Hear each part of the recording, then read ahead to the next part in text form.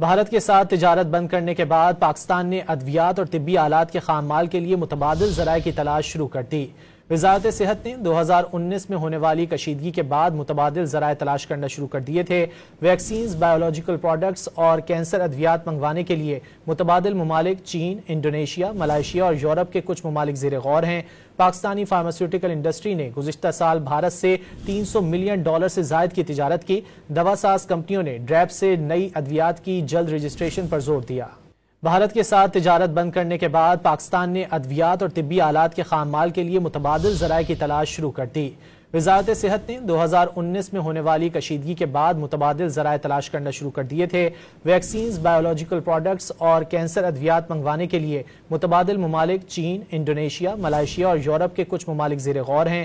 Pakistani pharmaceutical industry نے گزشتہ سال بھارت سے $300 ملین سے زائد کی تجارت کی۔ دوا ساز کمپنیوں نے ڈریپ سے نئی ادویات کی جلد رجسٹریشن پر زور دیا۔